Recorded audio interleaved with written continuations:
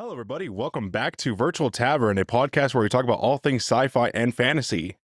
Today, we're not talking about either of those fucking things. Hunter, why aren't we doing our traditional podcast today? Because today's our 1-year anniversary. So technically, it's on the 25th, but we're not going to record on the 25th, so we're doing it now. We figured, fuck it, it's close enough, right? Sci-Fi Sunday, might as well throw this out there. It's close enough. But yes, as Hunter said, this is officially the 1-year anniversary of the podcast. We uploaded our very first episode of The Matrix, the beginning of the real, 1 year ago today.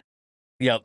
And it feels surreal. Like it doesn't feel like it was that long ago. We've definitely come a long way with this podcast. Like, oh, absolutely. We've made so many different changes. Like you obsessed over audio for so fucking long. I wish that we had video back in the day when he was like focused on it, because he would literally sit in here for hours. It's because I realized that none of my equipment, like I was fighting a losing battle, right? Yeah. I was fucked from the start.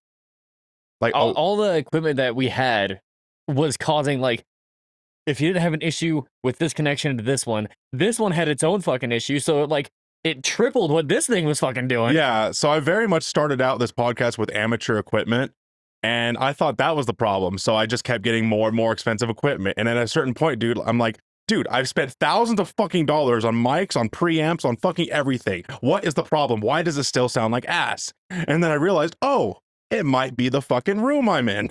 So I tried putting up this foam and everything, and that helps. But you know, this is an old house with really fucking hard floors. So you can only do so much in this tiny little room to sound treat it. Yeah. And then what I eventually decided to do was get my, audio program, like the AI sound treatment program, which does wonders for our podcast now. Oh, absolutely. It gets rid of at least like 80 to 90% of the reverb that's normally present in our audio files. It makes it sound so much better. Just, mwah. But yes, I did in the early days of the podcast, like every episode I would change settings. Every fucking episode sounded different. Yep. Because I was just trying to find the magic combo to where it would sound good. And I obsessed about it. Yes. So yes, we did. If you go back and watch or listen to our older catalog of episodes, you'll see a very linear line of growth of quality in the podcast.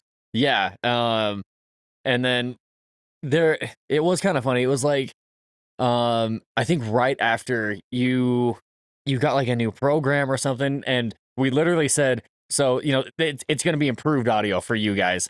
And somehow when you uploaded it, or rendered it, one of the two, it did it in fucking to where it was just monotone, like it was only on one fucking side. Yeah.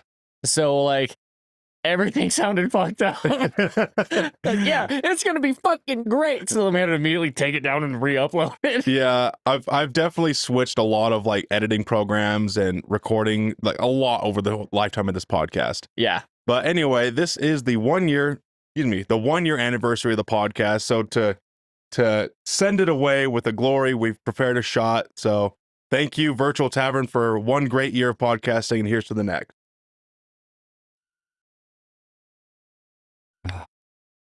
In case you're wondering, that's a White Russian shot, and it tastes wonderful.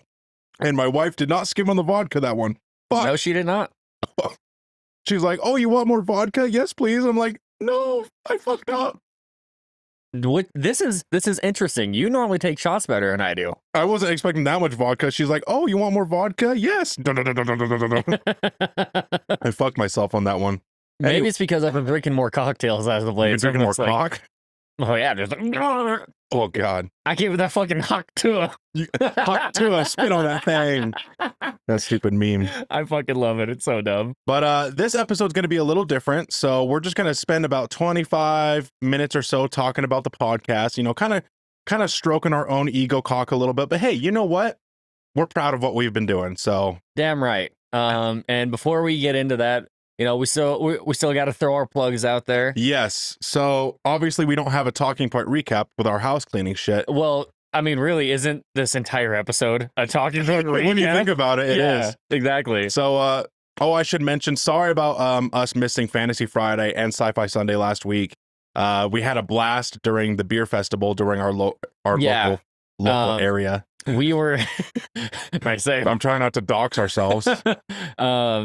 Yeah, no, we had some we had fun, like Adam said, over at the beer festival. We just took some time for ourselves, and it's not something that we're able to do very often for all of us to be able to go out as a group, because it Yes. wasn't just like a boys' night. Like Mel was able to come with us as well. Yes.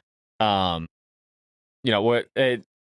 apologies for missing it, but life gets in the way, and honestly, like with everything that's been going on lately, it was nice to be able to just have like a relaxing moment. Yeah, and also our schedules just have not been lining up lately either. So Yeah, like it happens, right? We talked about this. yeah, if like Friday wouldn't have been an option because I think I was working Friday, so like Mhm. I mean I could have tried, but I would have been dead. Yeah, we're barely getting this one outside the door either, too. So it happens, right? Yeah, so bear with us. Like we're gonna get you guys episodes when we can. All right. Hopefully next week we'll get rolling. The steam engine will start turning again, and we're like chun chun chun chun chun chun chun chun chun chun chun. Getting that momentum back.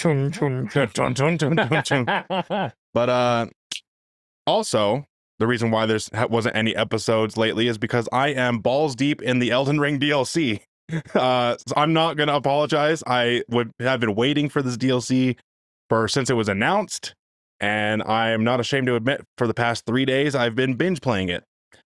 Yeah, no, I kind of gathered that when I was trying to get you to come record for my own YouTube channel, Yeah. Creator 69. Go look it up. I'm gonna selflessly plug that. But yeah, no, like I plan on getting that today. I haven't purchased it yet. I keep forgetting to. So, you know me, Hunter. I'm not like esports level good at fucking, the Elden Ring or Dark Souls games. EA Sports. It's in the game. But I'm very passionate about From Software games, and I consider myself really good at them.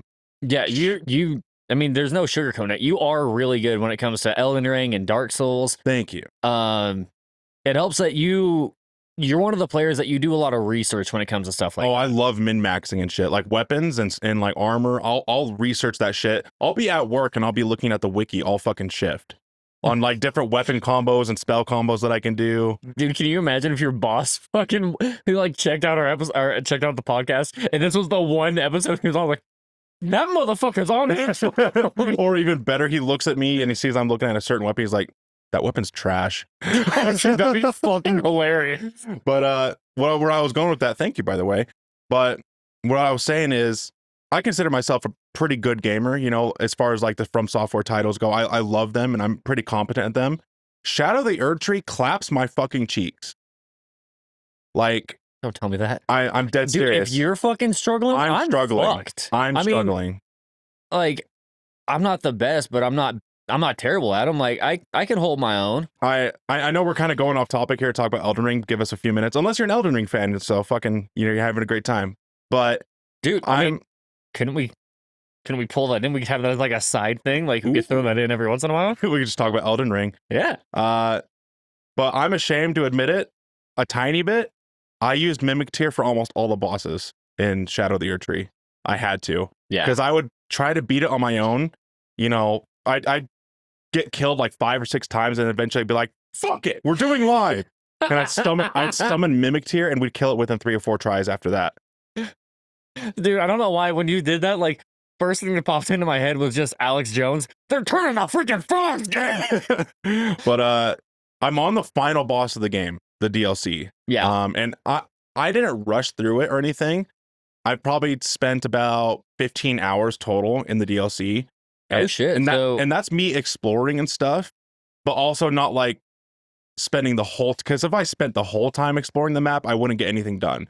So yeah. I'd explore a new region I unlock for like an hour or so, and then I'd progress the story again. Okay, got it. So there's still, even if I beat the game, there's still going to be like 5-10 hours of exploring to do. Yeah. But Shadow of the Erdtree is still, dude, it's clapping my cheeks. So like DLC comparison wise, as far as like hours added to the game, could you say it's kind of comparable with fuck me, the DLC for Dark Souls 3, the Ring City? No. What DLC? What game? Fucking Cyberpunk. Phantom Liberty? Phantom Liberty, yeah. Because that, I feel like it depends on how you play, right? If you're just steamrolling, because you could now that I'm looking back on it, you could just follow a very linear path: boss, boss, boss, checkpoint, final boss. But I mean, the same thing could be said with Cyberpunk, just like the original game, though, too. Like, Yeah. strictly following the. Okay, let me put it this way: if you're a really good gamer and you're not dying like at least 10 times to each boss, let's say you die on average like 3 to 5 times every boss in Shadow of the Erdtree, you could probably beat the game, that DLC, in less than 8 hours. So for Let Me Solo Her, it's gonna be like 4. Yeah. But anyway, that's what I've been doing. I think we talked about enough about Elden Ring. That's not why we're here. That's true. But you know, at the same time, like we're still generating content for you guys. Just bear with us. Yeah. So that's why no content has been published lately. You know, no shorts, no anything. I've been balls deep in Elden Ring. I love that game. But anyway, for our plugs, let's just do that very quickly. We have a YouTube. Obviously, if you're watching this on YouTube, you're here. But you could be watching this on Spotify as well, where they have video podcasts over there as well. So we're on Spotify and YouTube. Subscribe to us or follow us on whatever platform you prefer. Like, let's say you have Spotify Premium, just watch us there. It makes no difference. Or if you have YouTube Premium, whatever that version is, watch us there. Whatever platform you prefer, we're on it. You know, we're on iHeartRadio, we're on Amazon, we're on Amazon Music, I think it's called. Amazon Music. We're on a bunch of shit. Yeah, Apple as well. I was really surprised to see that you managed to get us on Apple. Like, that's fucking cool. I didn't know we could upload to there. We're on Apple? We're on Apple. I found it on my phone. Oh, I can't remember. I set that all up like a year ago. Yeah, a year ago. So I'm surprised we're still uploading there. Yeah, dude, it's pretty fucking neat. But I think that's it for our plugs and everything. Hunter, can you think of anything else that we want to plug real quick before we get into any kind of butt plugs you want to do? Just our email, you know, if you guys that's right, yes. If you guys want to email us questions about like something happens in the sci-fi side of things or fantasy, or if it's just a general question, like, you know, if it's a general one, we'll address it at any point, or if it's a genre specific one, we'll do it during that week's episode. Yes. But you know, if you guys want to email us, that is contact virtualtavern@gmail.com. May cause chlamydia. And I don't think we have any this week, do we? Yeah, we actually do have an email this week. Oh shit, really? Yeah, so let me pull it up real quick. It is from the email is from Toke to You High. Okay. And I don't know if you remember, but they actually emailed us once before. I do. The email is, "Hi, Adam and Hunter. Hunter looks peggable and has a cute smile." That's all they sent was, "Hunter looks peggable and has a cute smile." Daddy, Daddy, I'm coming. So thank you for that email. Yeah. You know what? This is what I want. I'm not even gonna hold back. I want more. Yeah, so if you want Hunter to just be weirded out by your emails and your what you would do to him, just email us at contactvirtualtavern@gmail.com. Dude, you know what it brings to mind? It brings to mind like the videos of like anime guys that are running away from an enemy, and the caption for it's like, when you thought the goth chick was bluffing, but she wasn't, some shit like that. Yeah. That's immediately just came to mind, like, oh, peggable. No. I remember seeing a meme on like Facebook Reels or whatever it is. It's that monkey from Planet of the Apes. It's like, oh no.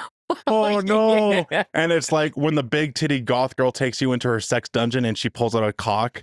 Oh no. Oh no. That's you right now. But the last thing that we cover in our house cleaning shit, that was great. That was fucking awesome. Please send more of that. Please send more. Please send more emails, Toke to You High. That was great. Oh my god. But we have one last thing to cover with our house cleaning shit. That is, we like to call out when people from a new country are listeners of the podcast. So Hunter, our horrible fucking geography major over here. God, I suck so bad. I am good with many things. I'm good with my hands. I'm good with, like, when it comes to being able to fix shit. Just my dad. And I'm good with math. When it comes to the fucking map, I am retarded. So we have a new listener from a country. So Hunter, you get 3 guesses. New Zealand. No. I want to guess my island. I want to guess my island, Adam. Because you're an island boy. What? It's not our boys that decided to go fuck up Pearl Harbor, is it? No, it's not Japan. Damn it. Fuck my ass. What else? I'll give you a hint. It's in between Australia and China. Is it Korea? No. Fuck! It is Indonesia. Oh shit! We have a new listener from Indonesia. I literally know nothing about your country, so I couldn't say anything and be like, oh, I know X, Y, and Z. I know nothing. You are a blank slate to me. So thank you for listening. What's funny about that is when my stepsister was very young, like maybe 3 or 4, my stepmom and her would go over to Indonesia because her father worked over there. He like I think he worked with some mine that was over that way. But they would go over there and visit. And I actually have, I should say, my parents have a bunch of like old Indonesian masks and stuff, and they have like puzzles and shit from over there. Ooh. So that's really cool that we have somebody that's listening to us from there that, you know, very nice, kind of has a connection to the family. So thank you for listening. That's very awesome. Thank you. Thank you. Yes. So that makes 1, 2, 3, 4, 5, 6, 7, 8, 9, 10, 11, 12 countries that are now listening to the podcast on Spotify. 12 fucking countries. 12 fucking countries. So that is United States, India, United Kingdom, Germany, Australia, Ireland, Slovakia, Brazil, Sweden, Ecuador, Indonesia, and the Czech Republic. Oh, I forgot we have our I hate you. Oh, yes, the owners of IKEA. So that pretty much, God damn it. So IKEA HQ. That pretty much covers our house cleaning stuff, and we don't have a talking report recap. So, well, again, this whole episode is a talking point recap. Yes. So the plan for this episode, guys, is we have 3 questions to pose to each other about the podcast, kind of reflecting on our best moments and, you know, just kind of going through the highlights of the podcast, you know, reliving the glory days. And it's the anniversary of the podcast. So we want to talk about it, talk about, you know, what we love about it, and just kind of stroke our own ego cock a little bit. Just a little bit. Like, don't worry. Just a little bit. Just a little bit. Go to your happy place. It'll be over soon. So, but one last thing before we get into that. I wanted to showcase how many episodes of the podcast that we have done so far. Now, Hunter, take a wild guess. How many episodes do you think we've done so far in the 1 year that we've been? Okay. We did 3 seasons for the first Matrix, so that's 9. We got 10 for 4, 11 for the Animatrix. Edge Runners had 9 episodes. I'm gonna say 19. Roughly, I'm going to say 33. You are way off. Really? We've done 42 episodes. Oh, holy fuck! Yeah. We've done 40, roughly 1 a week. And then once we started doing Fantasy Friday and Sci-Fi Sunday, when we were really churning them out every single time, that really fucking helped. That's where I fucked up. I forgot to account for the fucking Fantasy Friday. Yep. So and the Hot Ones challenge. And the Hot Ones challenge and like what is Cyberpunk, our little one-off episodes that we do. I forgot about that one. So we've recorded 42 episodes. 40 and praise to you if you've listened to all 42 episodes of us. Yeah, we really do appreciate it. It's fucking awesome. And you know what? I am so happy that we hit 42 episodes for our anniversary because that was my number in football. So like, for me, it's fate. It has a personal connection. That's fucking sick. I appreciate you guys. So what we're going to do for this podcast is we have 3 questions that we want to ask each other, but also as we were talking about what we're going to do for this podcast, we realized there was an unfulfilled promise that we made a long time ago. We promised to release the drunk episode of Matrix. It's long ago in a galaxy far, far away. long ago, during the beginnings of this podcast, we recorded the long lost drunk episode of Matrix, I think 2. It was Matrix, I think Matrix 3 episode 1. So what I'm going to do is I'm going to throw that into Reaper and kind of restore the audio a little bit. And that will be like the cherry on top for this episode. So if you want to listen to the long lost drunk episode that I deliberately deleted to try to hide away, but we found it in my recycle bin. Yeah, I'm not gonna lie, I kind of pushed a little bit. Like, this would be really cool. Like, you know, we knew that this episode was gonna be kind of shorter because it's just us fucking stroking our ego cocks, talking about the podcast over the last year. But like, it would be cool to finally be able to release it. So like, I don't know where it's at. So yeah, I try to play dumb a little bit, but you know what? It's time. So I'm gonna restore it with a little bit of my AI plugins. I'm gonna remaster it, and I'm gonna release it at the end of this podcast. So it's gonna be like a little cherry on top. You get to listen to us be drunken idiots, like we were fucking hammered. Like yeah, we were fucked up. Like, we recorded, I think it was an hour and 10 minutes. We may have. Well, I know we recorded an episode before that. It may have been our third episode we recorded that night. We were on a binge of recording. We were fucked up. Yeah. And like, the whole reason we recorded it, we were, I don't know, like sitting in the living room watching movies.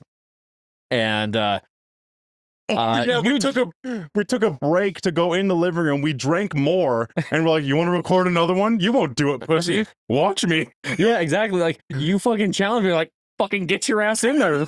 I can't do it. Fuck it. I'll lead the podcast. I don't give a fuck. So yeah, this is one of the few podcasts where Hunter leads the way, and I'm just like, you sound so fucked up. Meanwhile, I remember there's like, it's towards the end. I need to be doing commentary because, you know, I'm the one that's fucking leading it. But I was like watching the movie, like, God, I fucking love this film. So yeah, that'll be a little cherry on top. It's not good content at all. It's just more like if you want to watch. Dude, it's fucking meme material is what it is. Well, actually, I just realized this. It's not part of our video podcast. We hadn't done video podcast back then. Yeah, this was back in the day when it was strictly audio. So I'll just have like a video still or something in the fucking foreground. I don't know what I'll put, but something to keep your attention. Oh, dude, what you need to do is just find. You need to get a still of I can't remember his name. He's from Trailer Park Boys.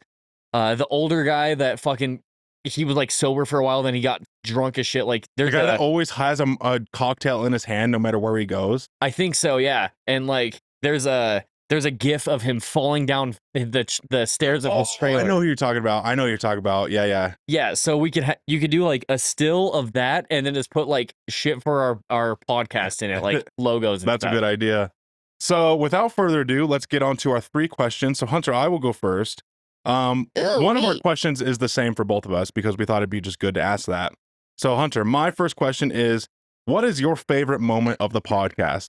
So there have been a lot of really good moments, and there have been a lot of moments that I recorded that I never posted myself, but I wish I did. I saved you face.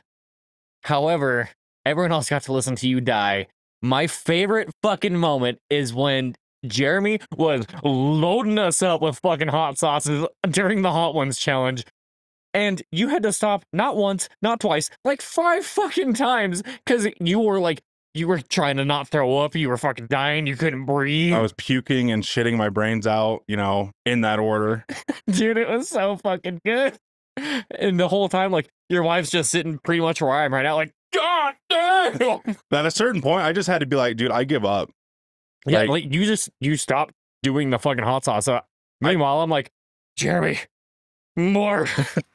I gave up. I'm like, this is too much for me, man. I couldn't keep on going on. I'm just like, I'm puking and shitting every time I take a wing. My tight little pussy couldn't take it anymore. My dussy. Okay. So my first question for you is going to be, we've had quite a few kind of like recurring jokes or memes that have gone up throughout this year of podcasting. Okay. What is your favorite callback joke that we make Fallback joke. Ooh. or reference? I guess an easy one would be make Cos Comedia. I'm trying to think of one that's better. It's kind of difficult because we just kind of randomly do it when it pops up in our head. Here, let me try to simplify it. If you can't think of a single like joke, let's go with like a reference point. Upgrades. You know what? Good enough. I'll take that. Upgrades. For me, really, it's kind of anything that involves fucking Starship Troopers, bro. Yeah. That's a good one. Fucking when we were talking about what was it, the elves and the men of We constantly Gondor. reference Starship Troopers. I know. And we haven't even covered Starship Troopers on the podcast. The elves do the flying, the men do the Gondor does the dime. That was one of the best fucking moments. They had me dying with that one. Oh, that was one of the proudest moments I've had on here. So my next question for you is, what was your biggest challenge doing this podcast?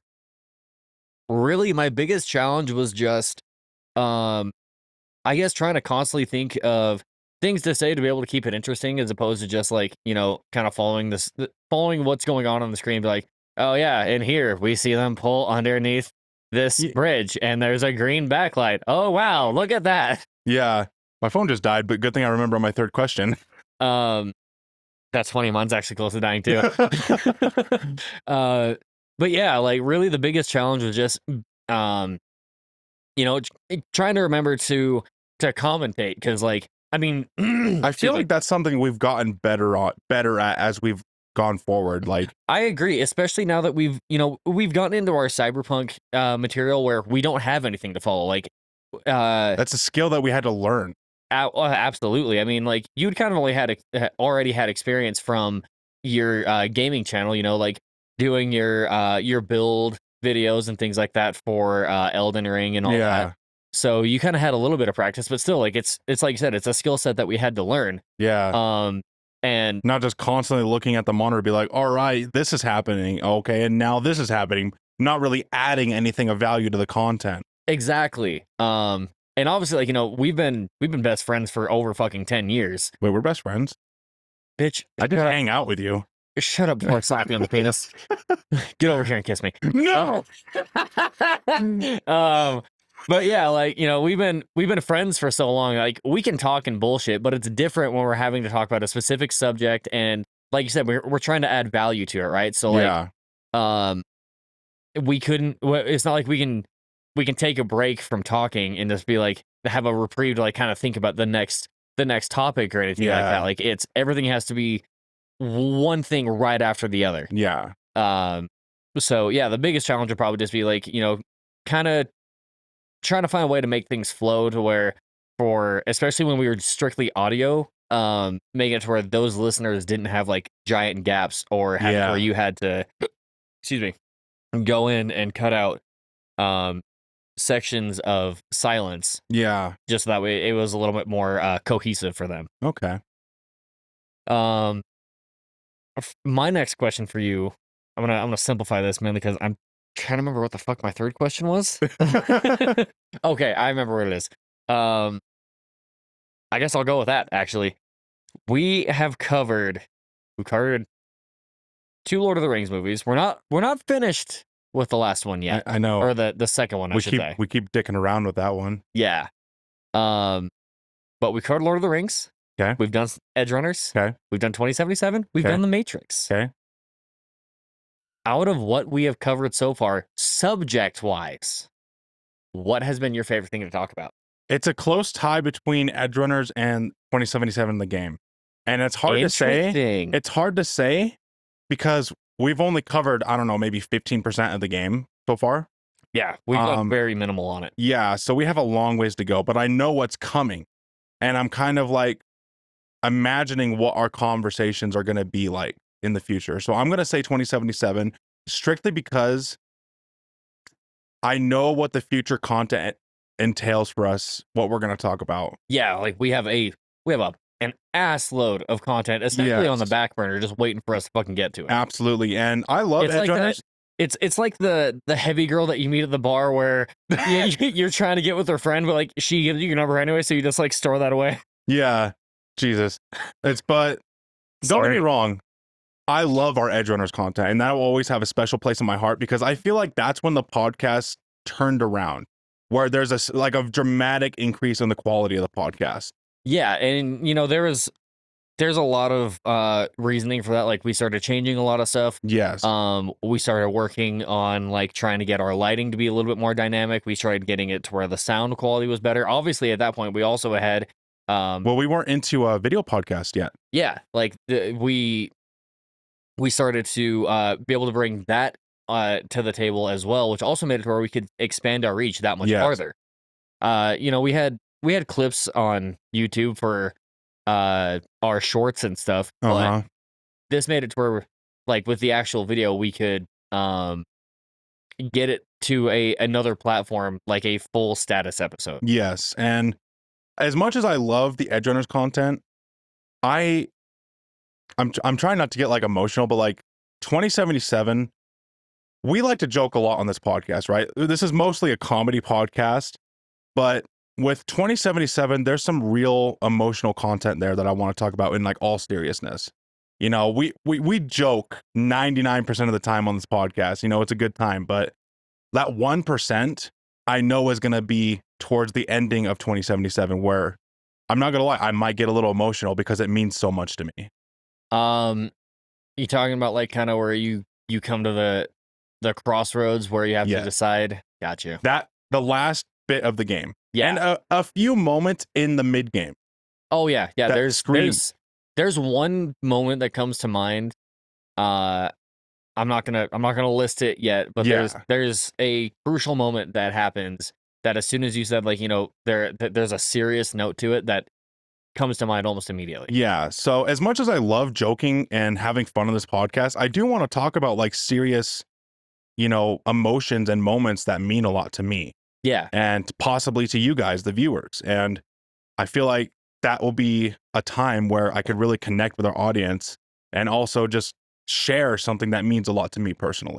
Oh, I agree. Like it makes it to where we can kind of help. I guess best way to word it would be to diversify our content. Like it's not just us being fucking idiots. Like we're actual human beings. Like, you know, we feel things. We can interpret these heavier, more serious moments. Exactly. We're not just the jokesters. Yeah. I mean, we are that 90% of the time, but we can be serious and talk about real, like, serious, heavy shit.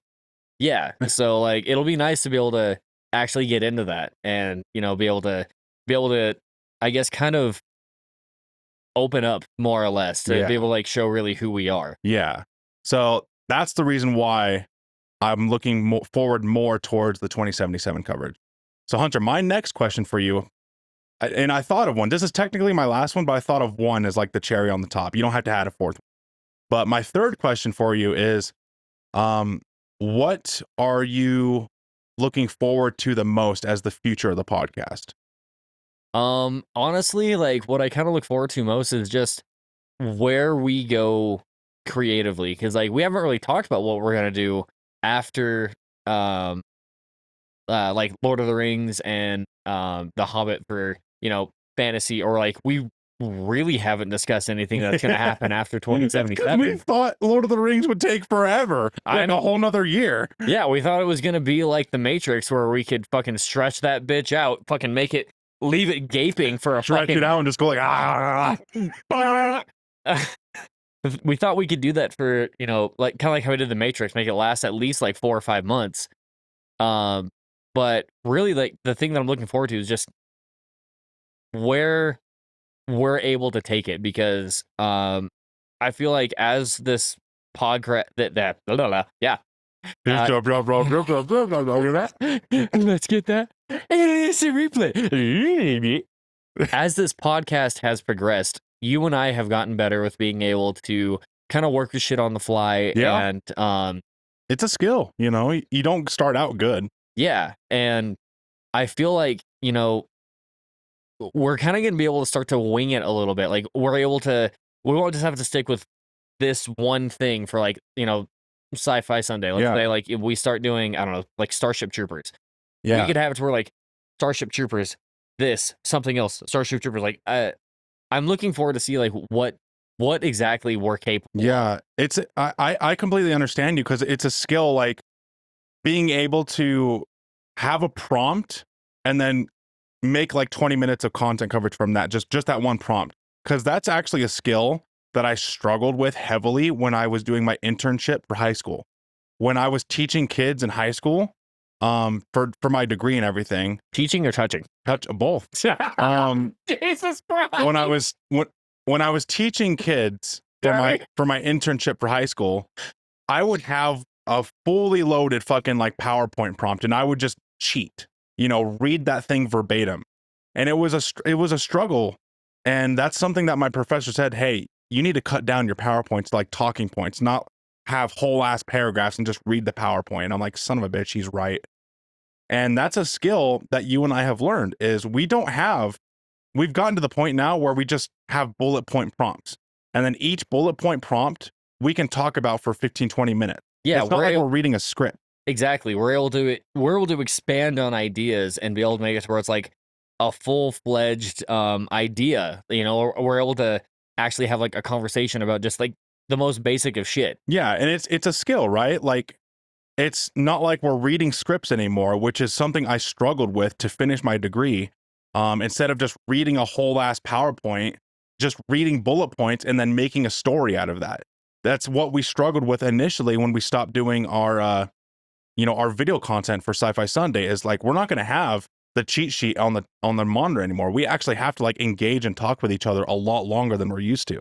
Yeah, and I mean, it was different, but for me, it didn't feel like we struggled too terribly much. Like, no, because we have that chemistry. Yeah, that's true. Like, I feel like if, I mean, honestly, if we hadn't been friends as long as we have been, this podcast wouldn't be. It would have been a lot more difficult. Yeah. Yeah, absolutely. But I get where you're going with it. Like, we don't have something to follow. We had to learn to take notes. Like the very first episode that we ever did on Cyberpunk, which was the what is Cyberpunk. I love that episode. It's fucking good. It's really fucking good. I'm very proud of that episode. I mean, I brought in a fucking notebook with a whole fucking set of notes. Like, I had it to where it was front and back shit, like, what weapons I use, what mods I use, like anything that I thought we might talk about, I had fucking written down. But now it's gotten to a point to where, we can go through like the missions on our own. We'll record the audio for it, or not the audio, the gameplay, and we can talk about it, but like still don't have anything on, but we don't really need anything written down. So it's been really, really interesting to see our growth in that aspect. It's been nice. Yeah. So I have one last question for you, and it's more like an extra credit question. Sir, I know. I have one more question. But then I'm done. Okay. So this is an extra credit question that I just thought of as we were doing this. Yes, I'll be pegged. I do. My Darth Vader dicks, I said I do. I was trying to reference the email, and you're like, yeah, actually peg me with Darth Vader dicks. But what are you most proud of about this podcast? Honestly, I'm just proud that that's fucking hard, you asshole. Now I get fucked. He's always fucking me on the questions and stumping me, so I'm gonna fuck him right now. That's really hard, because like there's so many things that I'm fucking proud of with it. Like there's the progress that we've made, and just the simple fact that, like, especially in the early days when, I mean, really, we didn't have listeners. Like, there was maybe one or two people that would fucking. I remember, like, that was very disheartening. Yeah. The first few months, we only had like maybe 3 or 4 people watching or listening a week. I was like, why are we even doing this? This sucks. A literal handful of people would decide to tune in and listen to us. But regardless of that, like, I would say that's probably what I'm most proud of, is that the growth you and viewership. Well, not so much the growth, the fact that despite what results we were seeing, despite like, the struggle that we were facing, you and I, we kept our chins held high, and we still continued to do it with, just the fact that, one, that for us, it was like, it was a chance to be able to hang out, chance to be able to do something that we actually liked. Yeah. But we didn't give up on the idea just because we didn't see the growth that we were hoping to. And Yeah. the growth that we have seen is just, it's phenomenal. And I am very thankful, especially for those of you who tune in to every episode. I'm sure there's a few diehards that every single time we upload, they're right there. Yeah, it's been amazing to be able to watch this podcast grow, and we really do owe it to you guys. Yeah. We just do this for fun. Yeah. And the fact that there's people listening and watching, we're nowhere near like the thousands, but a couple hundred every week. It's like, dude, I'll do this to the end of time if there's a couple hundred people watching or listening.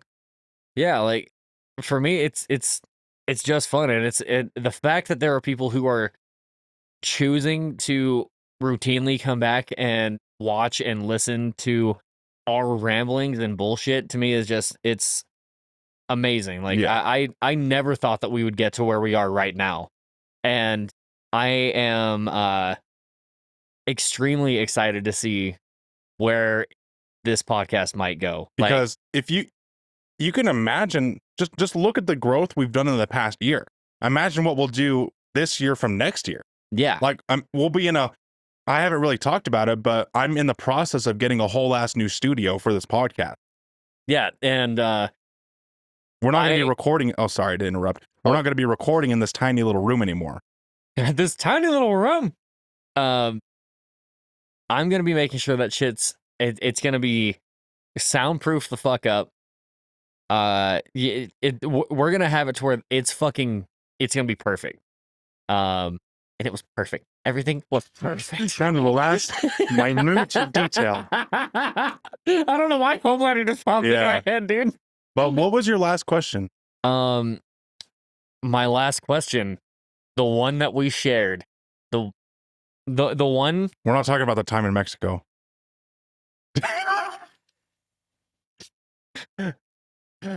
Dude, they're still monitoring our channel. Okay. So we've had a lot of moments, obviously, over the last 365 days that this podcast has been on air, so to speak. What's your favorite? I had a lot of time to think about this. You didn't even fucking hear what I said, did you? What's our favorite moment? No, so after you're like took in a deep breath and you said the first word, I was like, I don't care. It's like, psych. No, but I had some time to think about this, and it's not really like a moment, but it's more like an idea, an event. Like, I think my favorite moment of this podcast is when we switch to a video podcast. Oh, absolutely. I can see that. Like, it created a whole new dynamic for us. Yes, and as much as I love the audio only podcast because it's easier on me, I do like the video podcast because it's a little more personable, and it feels like I can connect with the audience just a little bit more. Yeah, dude, like, you can be talking, I can be doing weird ass fucking facial expressions and shits directly to the audience. Yeah, and they'll see it. Yeah, like, they'll have it adds like that, just that right amount of depth to be able to have it to where you can really draw people in. Yes. And that was one thing that I was really excited about when it came to adding the video. And I was terrified. I'm like, this isn't going to fucking work. I was just like, it's a good idea. It's a good idea. Come on. And Melanie, I'm going to give full credit to Melanie. She was the one that pushed me to do the video podcast for the longest time. And for a while, I was like, it's not going to work. We have such a tiny room. 2 webcams on the same PC, it wouldn't really work. It's going to draw too much power. Yeah. And then I tried just one day. I was like, fuck it. I'm going to try it. Because you left your webcam over for some reason. I'm like, you know what? I'm just going to try it.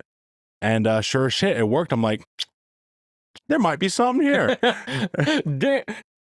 Yeah. I was like, let him cook now. Let him cook. But I'd have to decide that because it's a turning point in our podcast. And I think it just it marked a point of, hey, this is a point of visible growth. You know, we had the we had the growth from the Cyberpunk Edge Runners content, and that was another accomplishment. Yeah. As much as I like the audio only podcast, I think the video podcast add a whole new dimension. And it's like, hey, you're taking it to the next level.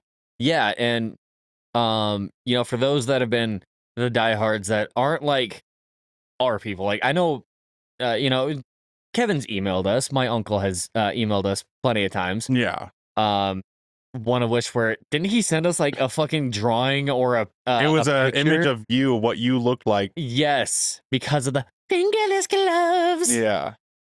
It was either fingerless gloves or wristbands. I don't fucking remember. Anyway, for those of our listeners that have been like kind of diehard fans, that have listened to almost if not all of the episodes, Thank you. it allowed them to be able to like actually see who we are. Yeah. You know, Remember who you are. who you are. But yeah, no, it's been very interesting to say the least. Like watching our growth on this podcast. So I'm super excited to see where we end up at, you know, year 2 to see where we're at, what we're covering, things like that. Yeah. And it's gonna be really cool when the studio is set up. Yes, that'll be just like another jump in quality. Hopefully that'll be done in the next 2 or 3 months.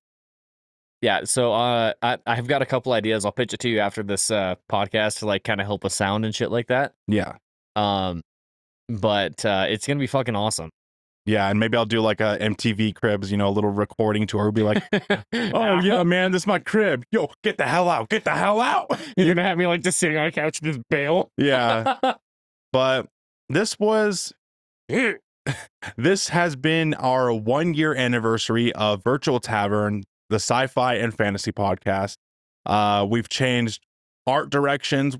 That's another thing we didn't really mention. We changed a lot of our art. Yeah, our artwork has changed quite a bit. Like, I don't know where it was that you were able to make our very first emblem, where it had like the actual lodge in the back and all that. I know. Shit. It's weird to think about where we started from. I forgot about that. Not to mention like all of our, like I said, all of our artwork has changed. Our theme songs have changed. Yep. Our way of making them has changed. Like before, when we were, oh my god, damn, when we were just doing the Matrix, you know, we got that royalty free shit, and you added the different quotes and stuff to it. And, yep. I mean, you guys are gonna hear it here shortly, I'm sure. It was good. Like I fucking missed it when we were trying to find what fucking recording it was. Yeah, and we stumbled upon our old Matrix intros, like just like fucking BP oils. Ooh, we're sorry. But yeah, we've changed like art styles tremendously. Like I used an AI generator to create our old artwork just to have something to stand out. Yeah, I used AI. I didn't draw that shit. You know, fucking, but I hired an artist for Fiverr, and that's our channel art now. Yeah. You know, and maybe in a couple years I'll redo it again. You know, who knows? I'll fucking do it again. I'll do it again. God damn it, Mickey. But that's all of our questions, and this combined with our previous clip, we spent like 45 minutes talking about the podcast, almost an hour.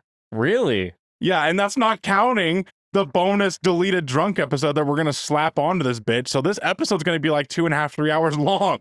Yeah. Jesus. But so I don't have anything else to share. Hunter, do you? I mean, really the only thing that I want to say is say what you need to say. Say what you need to say. Thank you to everybody that has stopped by to listen to us. It has just been a fun, fantastic year of being able to make content for you guys, and I look forward to what we're going to do next. Yes. Hopefully we can make more consistent sci-fi Sundays and fantasy Fridays. I don't want to jump the gun, but hopefully I will be switching jobs here soon, and that will free up my schedule. Yeah. I'm not going to say anything else about that, but hopefully I will be switching jobs here soon, and that will free up my schedule tremendously. And I'll have more time to focus on, you know, uploading YouTube shorts and, you know, a more consistent Fantasy Friday and Sci-Fi Sunday, because lately we've been having to skip a lot of them. Yeah, like, you know, either there's been sickness, there's been other conflicting plans, there's been just a simple Elden Ring. We couldn't we couldn't get together. Like we couldn't link up. come together Right now in my mouth.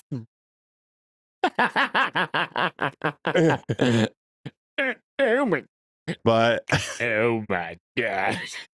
I think that's going to wrap it up for our 1 year anniversary. So cheers to 1 year of Virtual Tavern. Here's to the next year. And without further ado, this is, I don't want to show it to you guys. I'm trying to avoid it. You guys don't know. You don't understand. I've mentioned it on the podcast so many times. You have no idea how many arguments and bullshit. Fuck it. You wanted it? Here it is. Here's the drunken episode from like Matrix, whatever the fuck. I don't even remember. It's so Matrix Season 3, Episode 1. We're finally here. Here it is. I won, motherfucker. Fine, Hunter. Here it is. Our drunken episode from Matrix 3. Fine. 3, 2, 1. Bye-bye. All right, everybody. Welcome to Episode 1 of Season 3 of Virtual Tavern. Oh, yeah. We just recently finished Season 2, where we were talking about the Matrix Reloaded and gave our final thoughts on that shit show of a film. Adam, do you have any closing statements Fuck on that? that film. Fuck that film. I wish I could erase it from existence. That is fair, because honestly, I mean, the fight scenes in it were great. But there wasn't really any redeeming qualities about it. So, having said that, we are going to get into the Matrix Revolutions. Fuck this film too. Final film of the. It's not as bad. It's not as bad, but it is the final film of the original trilogy. This was the second film that had been released the same year as Revelations or Reloaded. Yeah. And more or less it's just the part 2 to Reloaded. It's like the Deathly Hallows, Harry Potter, part 2, Twilight, part 2. It's the same. It's the one big movie split into 2 fucking chunks because they wanted a cash cow. Exactly. They couldn't fucking fit it all into one film. They wanted to fucking they wanted to cash in as much as they could because they knew the people would be willing to go to the theaters for this. So they try to capitalize as much as they could on it. We haven't had any emails come in since our last episode.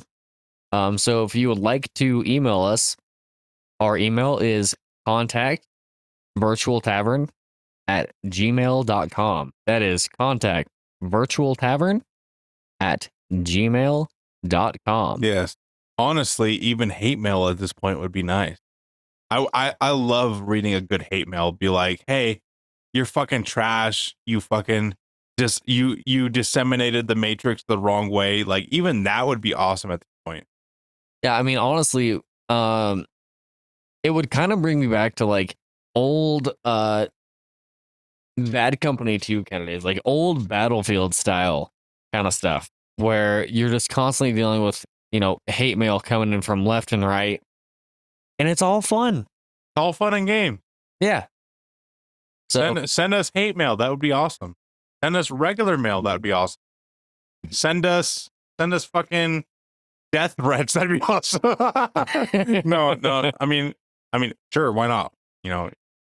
But yeah, no, in all reality, if you have anything to say for the podcast, just go ahead and send us an email at contactvirtualtavern@gmail.com. Now, getting into this third Matrix movie, the Matrix Revolution, we start off going into the last, as we refer to it as, white-haired Captain number 3. We go into his ship, right? Like, we don't really remember his name. Yeah, they might have mentioned it once or twice, but it's not something that is really prevalent throughout the series. Yeah. So we see him, he's talking to his operator, because they're trying to figure out, like, what happened to Niobe and the Nebuchadnezzar, like trying to see what went wrong with their ships. So basically, the captain is just talking to his operator, saying, we need to look through every possible avenue to pick them up. Yeah. Um, What busts my balls, Hunter, is that this crew of this ship is way more numerous than the fucking Nebuchadnezzar. The Nebuchadnezzar is 4 people. This crew is at least fucking 9 or 12 at most. and I feel like the big reason for that is that, I mean, this is strictly theorizing. It's that it's Morpheus trying to limit the amount of people he has on his ship so he can limit the casualties of his ship. So Yeah, he doesn't want the adoring fan. Yeah. By Azura, by Azura, by Azura. yeah, exactly. He's wanting to make it to where there aren't as many people, especially the young kid that's just, he's so excited to get out there and do his thing. Anyway, continuing on. We can see that we've got the Agent Smith in On person. Bane. Yeah, we got Bane, the in-person real life Agent Smith, the guy that got taken over in the Matrix. Side by side with Neo, who Neo got taken out from the last film due to him using his powers in the real world. He had to pull a Grogu.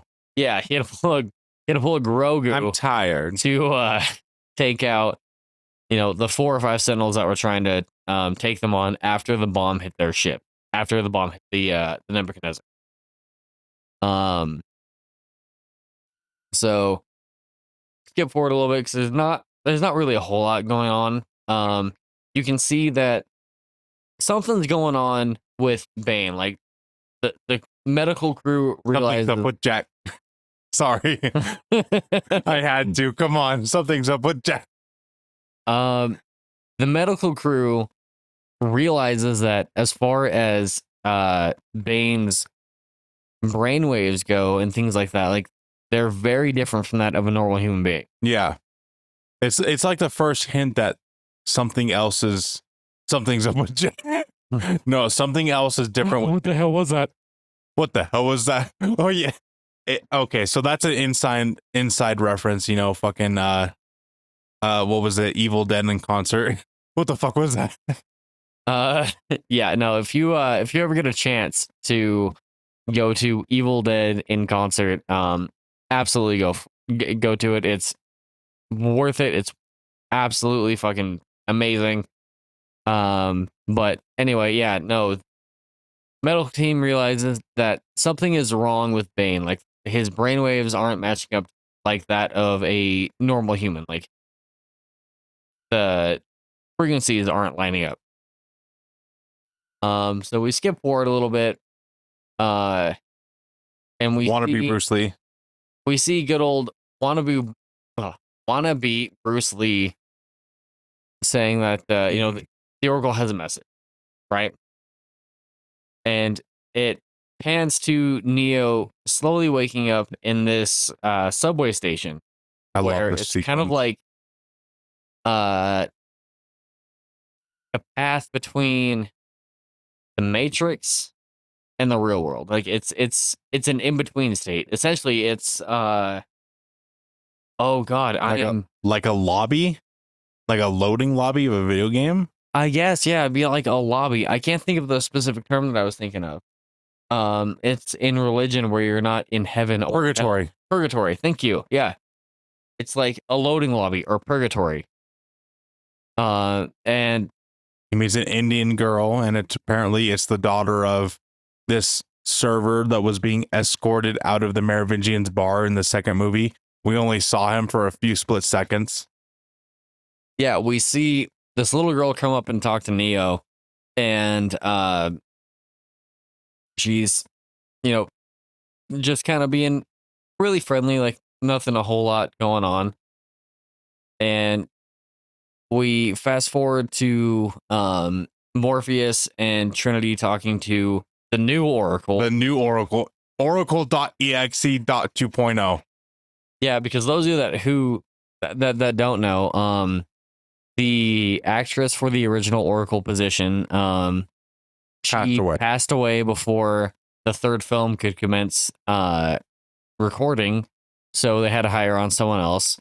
It is what it is. Like, shit happens. It's like the Dumbledore of Harry Potter. Like, they had to replace Dumbledore after the Chamber of Secrets because he fucking died. You're telling me it's not the same Dumbledore? Oh, it's not the same Dumbledore after Chamber of Secrets because he looks totally fucking different. I didn't know that. I didn't notice that.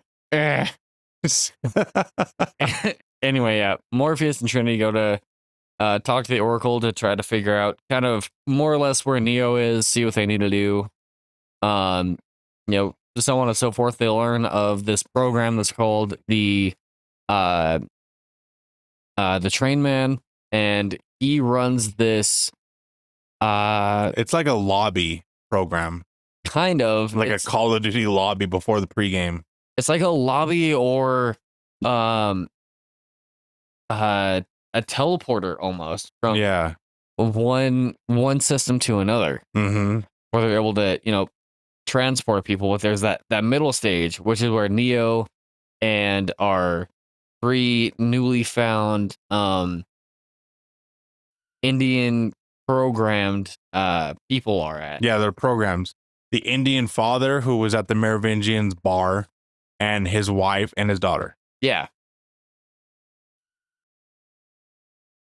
So we move on, and it's just kind of Morpheus more or less trying to grapple with his religion. Yeah, he's struggling real hard from what Neo had said in the last movie about how, no matter what I did, like, Zion was going to fall, like, this or that. He's blaming the Oracle a little bit right here. Like, how can I trust you? Exactly. And the Oracle's like, I don't expect you to trust me. I expect you to do the thing that I've expected you to do from day one. Make up your own damn mind. Yeah, like, I don't control how you feel or how you think. Like, that's going to be 100% on you. Yeah. So, we kind of see him grappling with his own reality, more or less. And little girl runs back to her parents, which is where we get introduced to the dad that we saw for just a split second. In the second one, just like a cunt hair, fucking nothing. Like 2 seconds of the second film, we saw him. There wasn't really anything big and heavy. He didn't impact the film at all. He was literally a side character that was in the background that they decided to bring into light. Maybe it was that kind of how we talked in last episode that they ran out of funding and just needed someone that they had already paid for the time. Yeah. To fill a slot. Yeah. So at least that's going to be my headcanon for this. Because really, like, we don't learn anything else about them. We know the guy has a wife, and he's a program. Yeah, like, they're all programs that are just waiting for the train man to come through. So apparently, there are programs in the Matrix that wish to escape their okay, for lack of a better word, programming. Right? There are programs in the Matrix that wish to escape their role or their assigned duty and want something better for themselves. That's what I'm getting from this person and his family, right? I don't remember his name, but this person from the Merovingian in the second movie, this Indian person with his wife and daughter.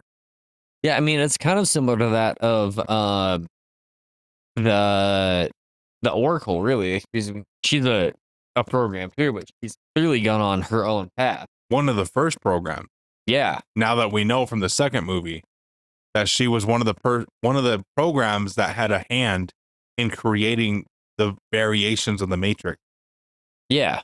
And it kind of gives light to the fact that while these programs, they know what they are, they don't always want to follow what they're trained or assigned to do. Right.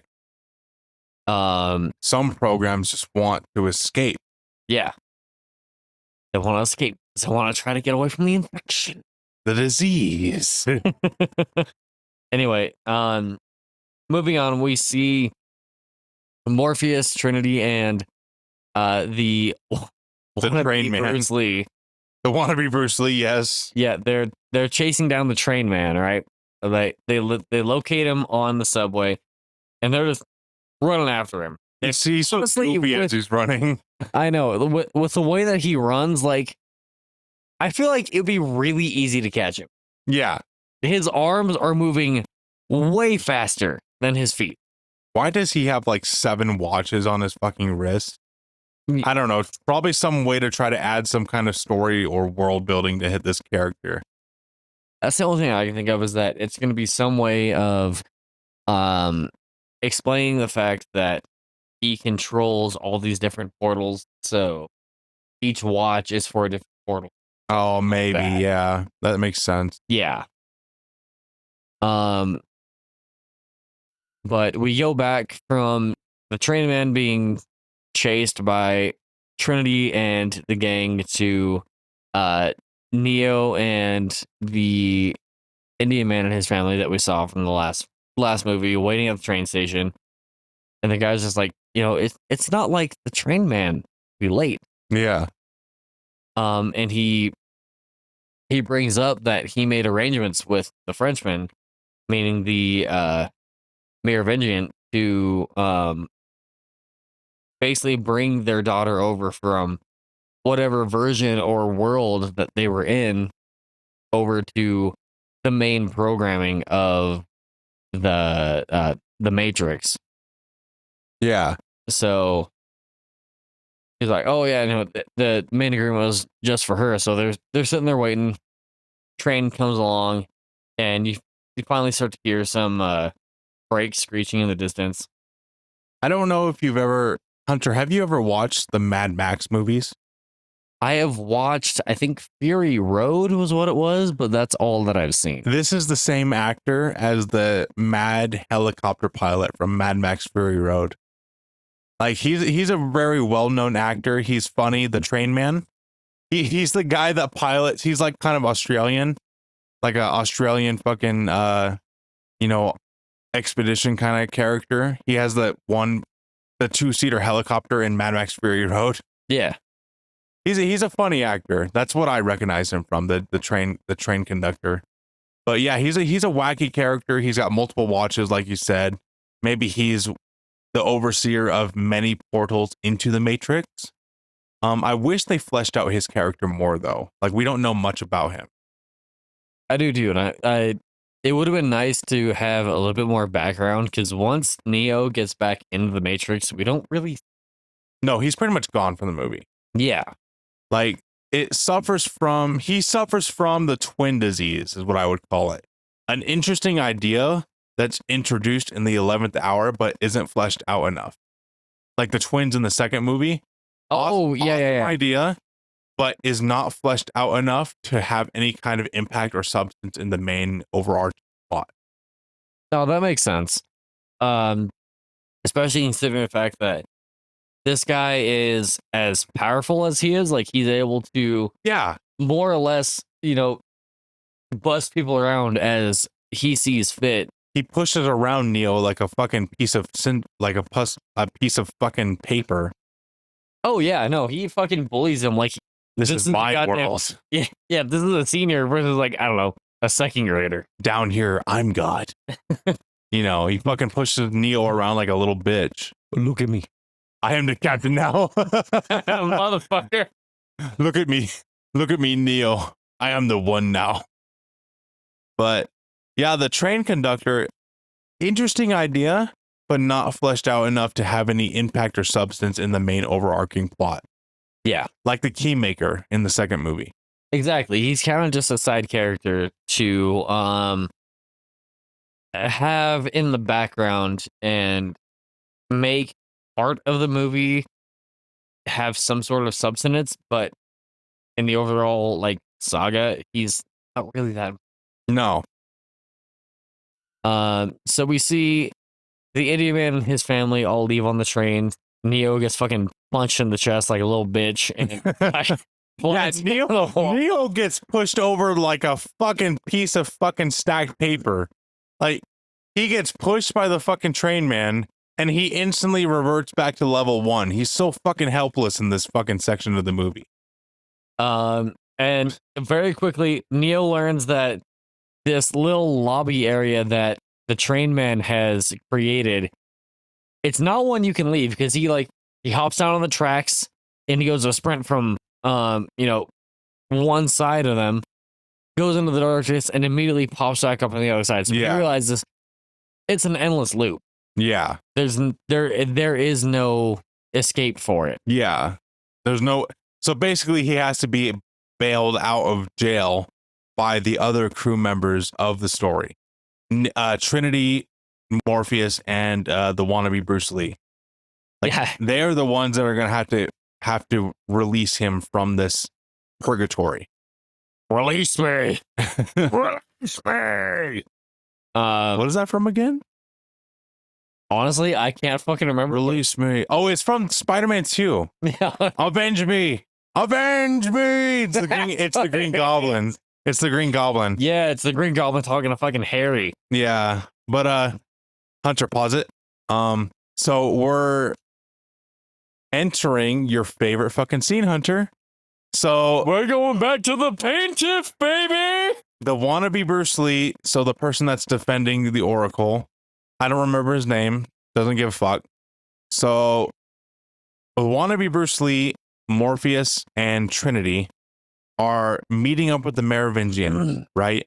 Yeah. We don't really know why at this point, but we know as the viewer that they're going to go try to bail Neo out of wherever he is at.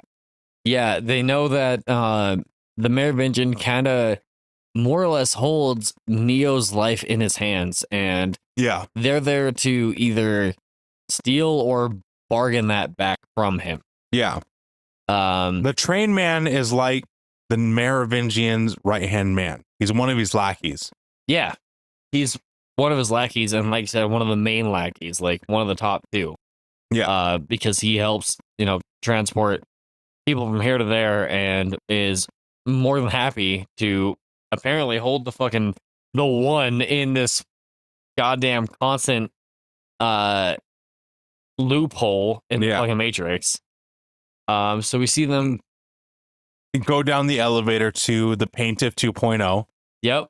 Which is your favorite fucking, going all the way back to episode 1, season 1. As previously stated, I am one of the Paintiff's founders. I helped designate what style they had and what the vibe was gonna be. Oh, before that, before we even get to the Paintiff, we enter in an amazing action sequence, which is obviously a callback to Matrix 1 with the lobby scene of the tower, where there's these big ass fucking concrete pillars where bullets ricochet off, debris blows everywhere. It's obviously a callback to Matrix 1, right? Oh, absolutely. I love this scene because there's debris blasting everywhere, gunshots going everywhere in this lobby area. The pillars are used as cover. And for some reason, the machine characters automatically flip to the ceiling. Yeah, for whatever reason, they're able to walk on the ceiling like, nothing's fucking wrong with that aspect of things.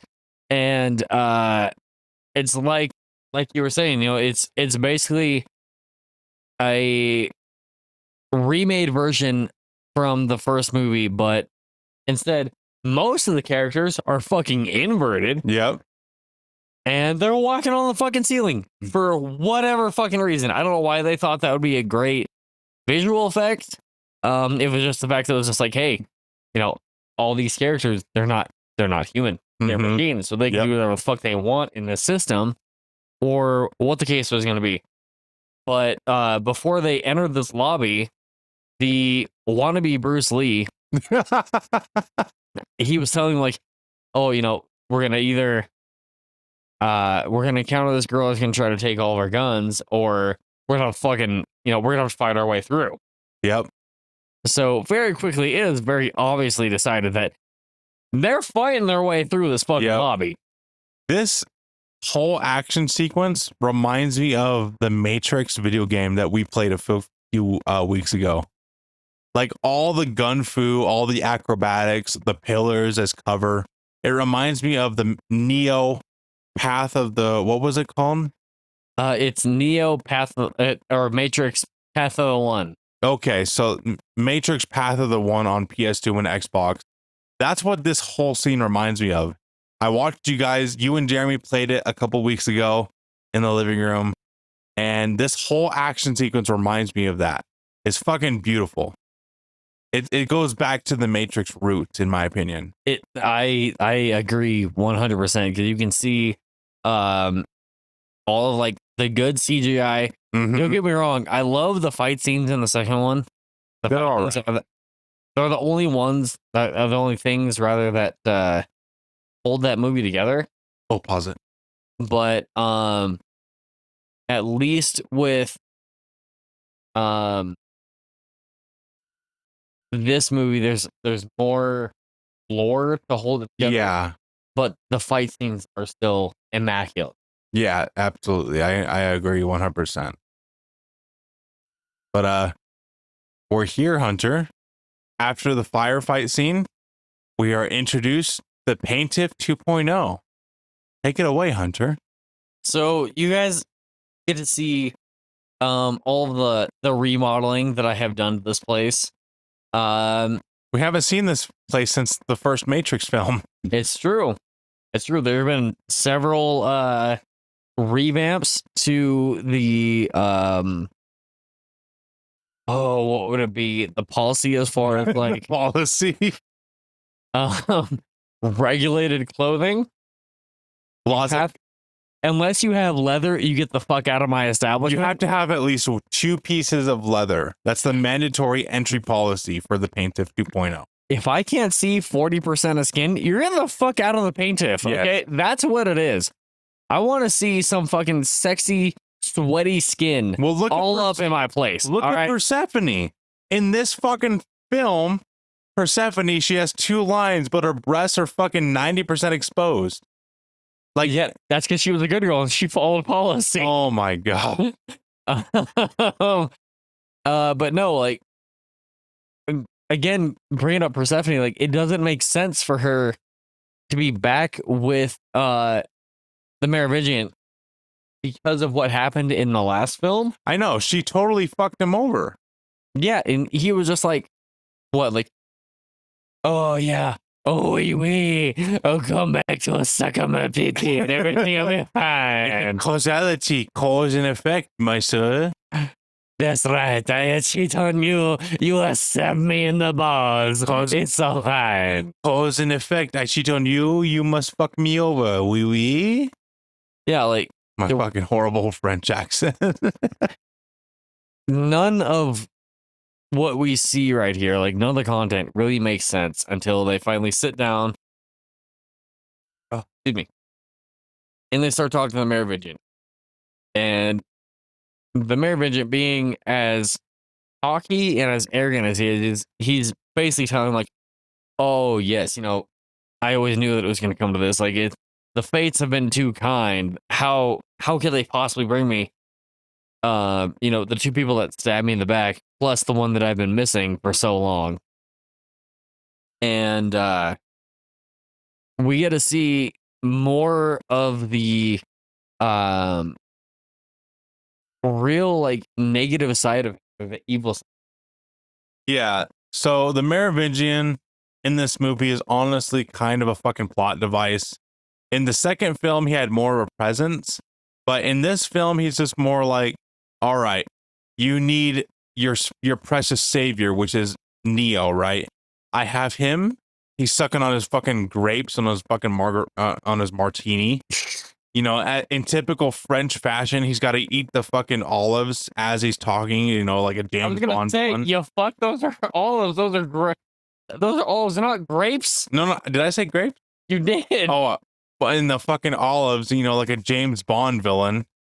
Fucking the Merovingian, he's all talking, no game, right?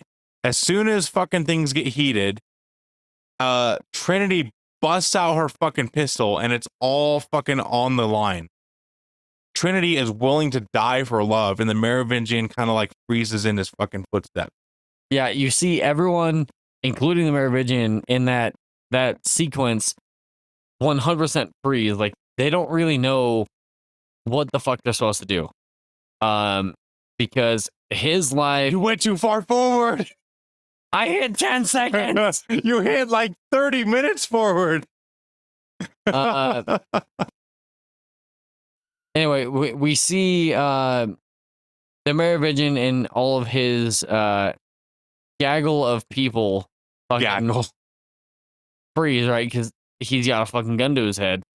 And they don't really know what to do because Trinity is more than willing to die for love. Yeah. She's willing to fucking give herself up. So while they're all talking about this bullshit of the Oracle. Yeah. He wants the Oracle's eyes. Trinity stands up and she says something like, you either give me Neo or we all die right here, right now. Yeah. And then the Merovingian is like, you're seriously willing to die for love?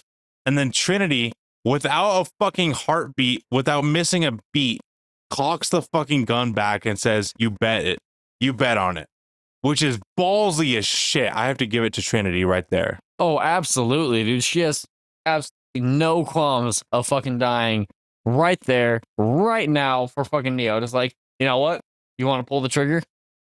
Let's fucking go. You drop. Let's go. Let's all die right here, right now. I don't give a fuck. Exactly. Trinity is a fucking baller. So let me let's cut my hand here a little bit.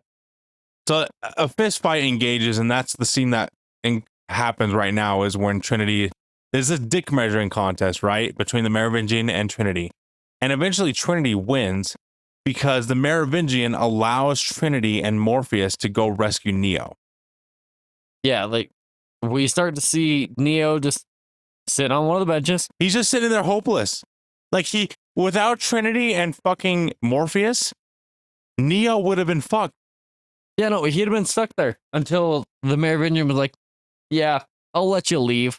Which, in all reality, would he have been a fucking, like a corpse? Like a fucking... It doesn't make any sense. Like, what would happen to him in the real world? Yeah, the real world, I feel like he either would have died or they would have kept giving him so many supplements that... they would have to force feed him. Yeah. He'd come back and his fucking body would be like fucking atrophied. He couldn't move anywhere on himself. Yep. Anyway, we see Link. We see Trinity come up, right? She basically gives Neo a hug and just says like, Leon. Sorry, I had to. Gives Neo a hug and reassures him like, everything's gonna be fine. It's gonna be just fine, honey. I love you. I love you, baby. And it moves on to them being in a car, Link and the new operator. We don't know his name yet. Yeah, the new operator from the white hair captain number 3. Yep. His ship. They're working together, just trying to figure out, where they're at, where they need to go, whatever. And Trinity and Morpheus, they're both ready to go. Yep. They both want to get the fuck out of the Matrix. They want to leave. But Neo, he has some feelings like, I need to see the Oracle. Yep. He says that it's going to be his last opportunity to talk to the Oracle. And Neo visits the Oracle, and the Oracle obviously is like, oh, I thought I'd have these cookies done before that you'd be here. She has the ability of foresight and everything. The little Indian girl, I forget her name, but she's here too, because the Indian man forgive me for calling him Indian man, but fucking I don't remember his name. He's from the second movie. His wife and daughter, they got out, right? So now the daughter is with the Oracle and they're all together and she's taking care of her. And Neo goes to visit her. She gives more cryptic messaging, like more questions than answers in typical Oracle fashion. Yeah. She offers him candy and everything and says, I wish I'd had these cookies done before you got here. So obviously she knew that he was going to be here. This whole scene acts to set up the Agent Smith and Neo rivalry is what it boils down to. Oh, absolutely. She makes it very clear that they are they're opposites as far as like Yin and yang. Yeah, they're yin and yang. And when it comes to Star Wars, one Sith, one is Jedi. Like it's very obvious how there's supposed to be this drastic difference between the two. So then Neo starts asking her all these different questions, like, why didn't you tell me about the architect, or why didn't you tell me this, or why didn't you tell me that? And when it comes down to it, like, what did was it that I just wasn't ready to? She's like, well, you know who decided when I could tell you these things. Like, oh yes, it was me. It was me that It's me, Mario. It's me. It's me. Neo. It's me, the Oracle.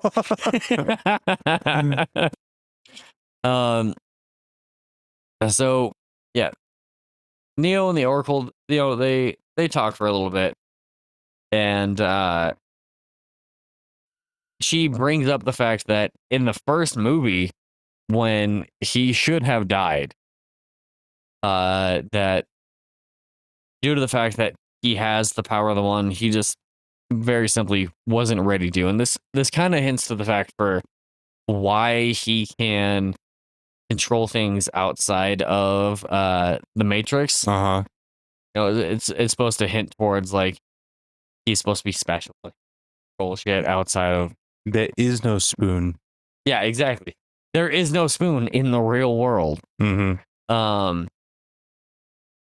That's more or less what this whole conversation is about, and it's him just trying to get as much information from her as he can, because I feel like Neo in this particular point in time, he can feel that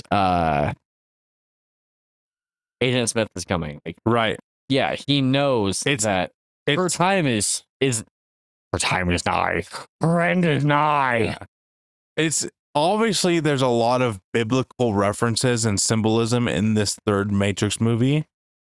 In my opinion, this third Matrix movie takes a lot of references and a lot of inspiration from the second coming of Jesus Christ, where Neo is Jesus, Agent Smith is the devil, and there's Armageddon, right? There's the apocalypse on Earth where there's this epic battle between Jesus and Satan. Yeah. But instead of Earth, it's the Matrix. Yeah, exactly. It's all digital, more or less. Yeah. I agree with you 100%. So we kind of wrap up this whole philosophical kind of talk with the Oracle. Neo gets pulled out of the Matrix, and we get to see Bane finally sit up for the first time. He's waking up. Oh wait, it's Neo. Well, we see Bane before Neo wakes. Oh yeah, you're right. Bane gets up from the medical table, and he's like, what's going on? And quickly switches over to the doctor girl. Yeah. After we see Neo come back and everyone asks him a bunch of questions, the doctor of white-haired number 3, his ship. White-haired Captain Number 3. We don't remember his name because he's barely introduced to this fucking film. They might have said his name once. It's not like popular enough for either of us to try to fucking track or remember. But yeah, no, it's the doctor of his ship. He brings him, she brings him back towards the medical base, basically saying, oh, Bane's awake, so you can finally question him. And it swaps back from real world to Matrix, where little Indian girl is talking to the Oracle, and she tells her to go with wannabe Bruce Lee. Yep. And we get to see a bunch of shoes and things of that nature, like very clear pieces of Agent Smith's suit.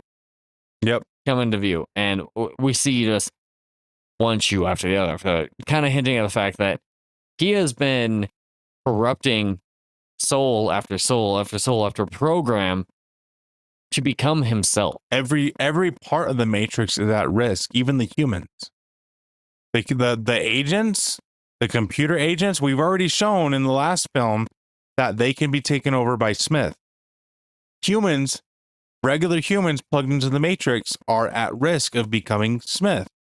So Smith is a danger to both sides of this war, which is a big reason as to why later on in this film we realize that, or not realize that, but the machines are more willing to work with us. That's spoiler alert, but that's the reason why this film ends, is because Agent Smith is such an overwhelming threat to both sides of this conflict, the humans and the robots.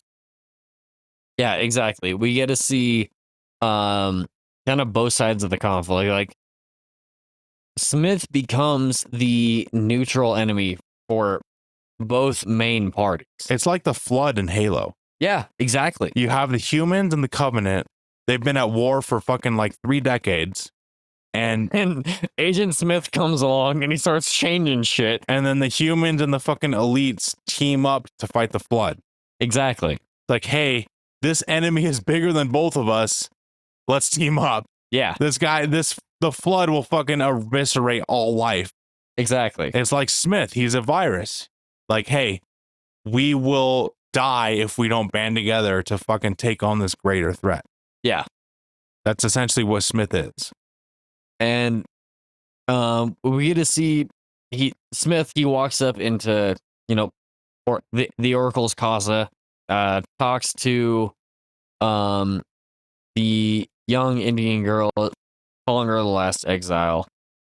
He walks into the kitchen where the Oracle is just waiting because she knows that this is going to happen, right? Like, it's not a surprise with her programming and algorithms or whatever. She knew this was going to happen. Right.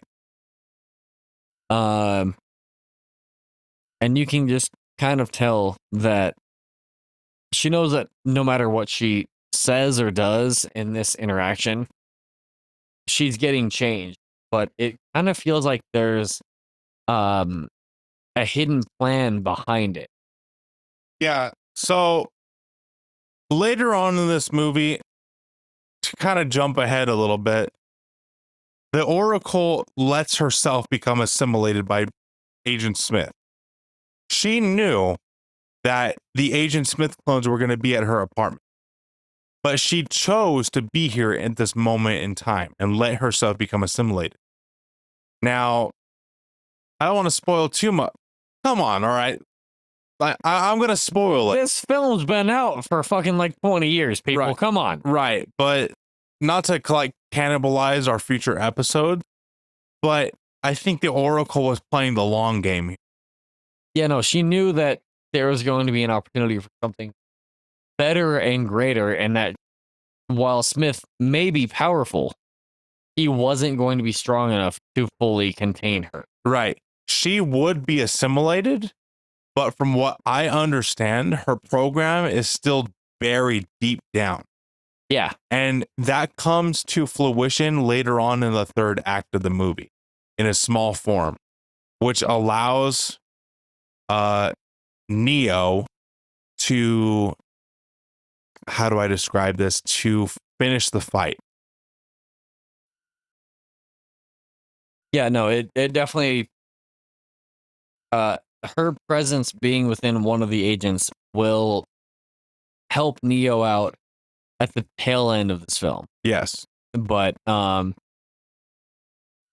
to get too far ahead of ourselves, going back to the film itself, we see the Doc talking to White Hair Captain number 3 about Bane, and he's saying that he can't remember much. It just kind of is what it is. Like, he wants answers. Yeah. He wants to know why the other ships fucking got disabled, and Bane is the only survivor. He's pissed. Yeah, obviously he doesn't know that Agent Smith took over that guy's fucking mind right while he was in the Matrix, but he wants to know what happened to those other ships, why it happened, and basically try to find a way to put counter moves against it so that way they never have to worry about that again. Well, there's not going to be a second opportunity. That was pretty much the whole fucking fleet of Zion, is those 5 or 6 ships, plus the 2 that went to go fucking find the Oracle. That's what Commander Locke was warning this whole fucking time, that we need every ship available to survive this existential threat to humanity. Wait, hold up here. Hold up. As you guys know, we put the movie just kind of in the background so that way we have something to reference. Give us a couple seconds. That's another fucking ship right there. That's the wreckage of one of the other ships. Yeah. I didn't notice that until just now when I randomly looked over to grab my drink. I never have noticed the fact that there's a ship hidden in the background as fucking White Hair Captain number 3 drops his ship down. Yeah. I think it's Niobe's ship, if I remember correct. Oh, it could be. It might. This might be when they're starting to look around for them. It's the ship that is given to Neo and Trinity, if I remember correct. You very well may be correct. Oh, I'm always correct. I'm always right. yeah. Yeah. Yeah, so the crew of we don't remember White Hair Captain number 3. White Hair Captain number 3. It's not Soren, it's the fucking other guy. Yeah. We don't remember his name because he was barely introduced. We get to see like Link and Trinity, as well as we get to see Morpheus looking around, and they're trying to figure out what the fuck happened to this ship, right? And they've got this cable feeding around. Mm-hmm. So that way they can jumpstart the ship if needed, so they can hear maybe last transmissions or see where they were planning on going, destinations, things like that. Yep. And all of a sudden, Niobe and her crew will pop up. They're like, hey, what's up? We're still alive. Don't touch my ship. Hey, Morpheus, you want to jumpstart our fucking rig?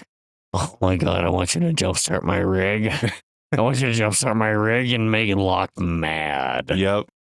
So obviously, Morpheus and Niobe have a past romantic relationship. Yeah, that was established in the second film. Yes, and it kind of touched on throughout both the second and third films. I wish they would have kind of pushed for it more in the third, which is kind of funny. Which is that's one of the reasons I don't like Attack of the Clones, because of how hard they did the romance portion of that movie. But I feel like in The Matrix, as far as introducing Niobe and Morpheus, that it would have made more sense for them had they fully fleshed out the fact that, they had something, and I don't know, maybe it got rekindled by Morpheus trying to sacrifice himself or whatever.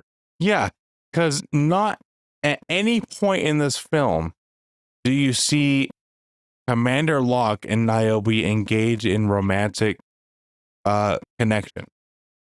No, they're never close together. No. Even in the last film, they're never close together. Like, no, you just get a throwaway line saying that they're together. yeah, You don't. If that line didn't exist, I wouldn't have known that they're together because they don't kiss, they don't hug, they don't fucking do anything. yeah. There's no sign of public. What's the fucking word I'm looking for here? Yeah. There's no sign of public display of affection. And while in the second film, they make it obvious that Commander Locke is very jealous and untrusting of Morpheus due to the fact that he has that history with Niobe. That's all that they really touch on as far as their relationship. Yeah. And that's in the last film. They don't touch on it at all in this. You don't see any of it. No. Every time we see Niobe or Locke, they're separated. They're essentially their own entities. As a matter of fact, Niobe is always with Morpheus in this last film of the trilogy. And even at the end of this film, they embrace each other in a very compassionate and loving way. Yeah, you can tell that they very clearly still love and care for one another.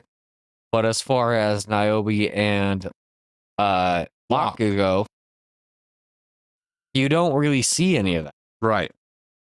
It's just very jarring to me that they would spend that much time on a plot point of her and Niobe being together, but they don't engage in that in any meaningful way. Like, apparently she was Morpheus's ex, and Morpheus is the old ex, and Commander Locke is the new hotshot. But we don't see any of that in any of the movies. You know. No, we don't really get any glimpse into their personal past when it comes to these films. It's centered more around about the, I don't know if you call it machine uprising or whatever, but the machines are, they're headed for Zion. Like, that's kind of the main premise of this film. They want to have it to where it's very obvious that human race is endangered due to the machine presence around Zion. Yeah.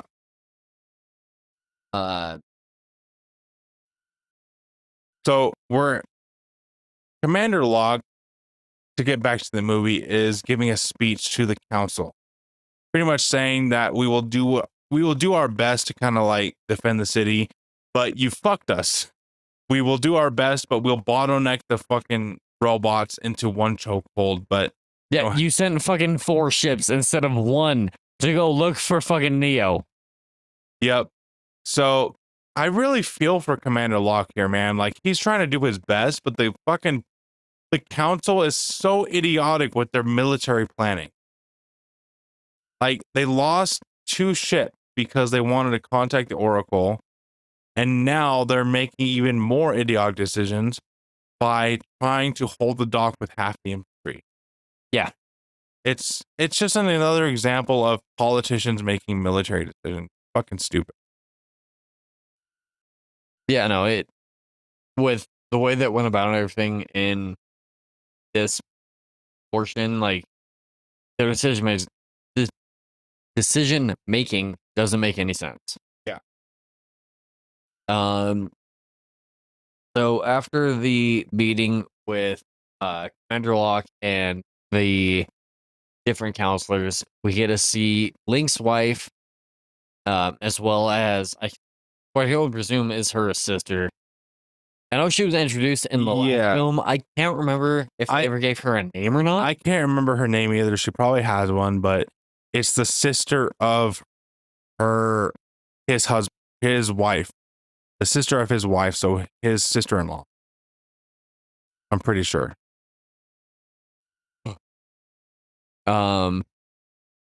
But anyway, we come on to her grinding down powder for um essentially their fucking Explosive shells.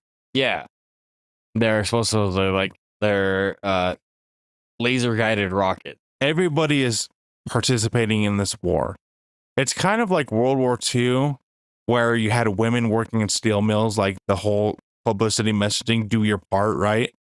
You know, everybody, it's the survival of the human race. Nobody is not doing anything. Everybody is standing up to the plate and doing something to contribute to the war effort. Yeah. Like, everyone that we can see is an active participant in this mass battle that is to come.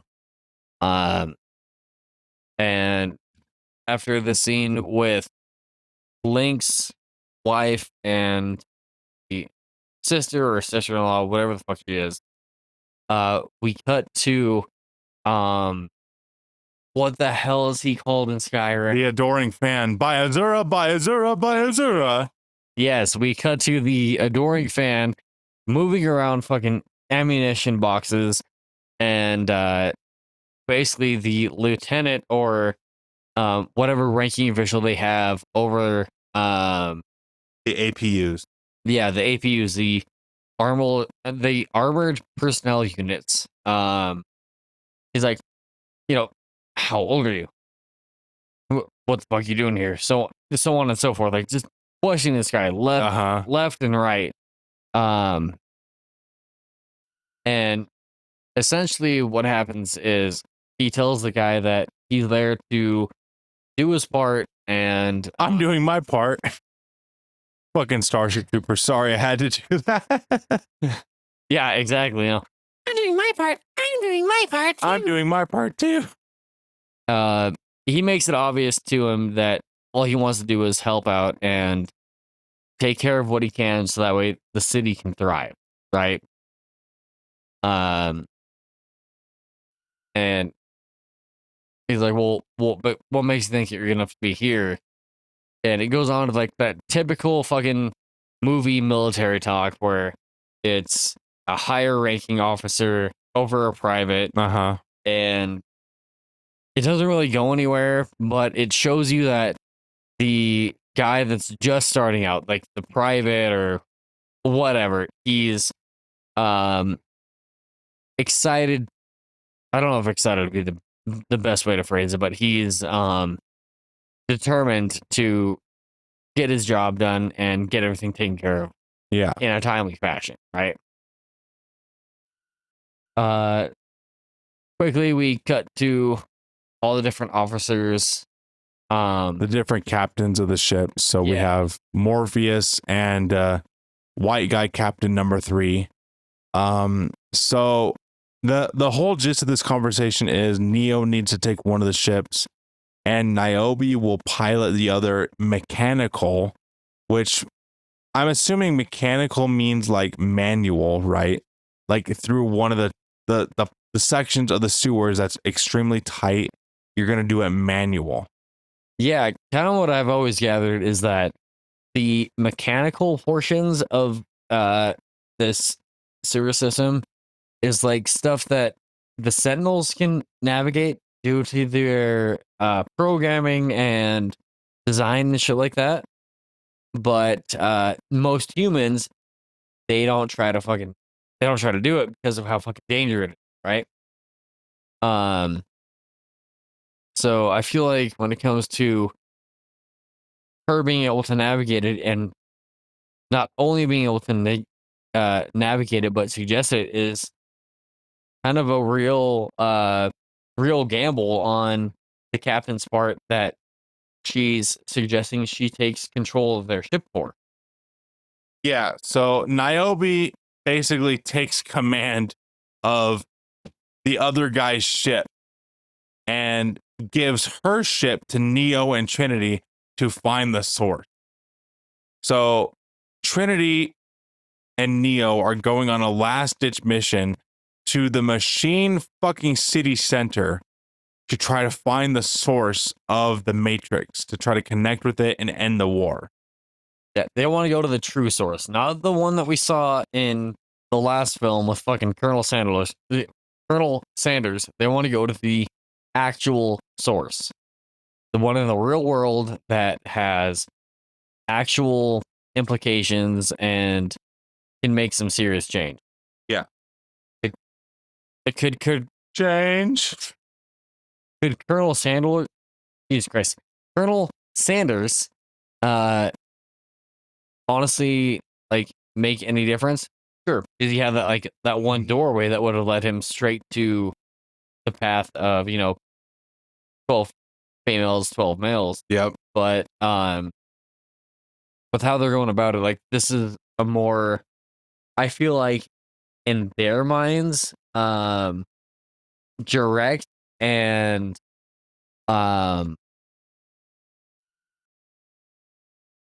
what's a good way of phrasing it? A direct and uninfluenced path. Okay. Like, they don't have someone else trying to tell them this is what you need to do. Yeah, okay, I can see that point. Direct, uninfluenced, and it's their own destiny without any outside influence.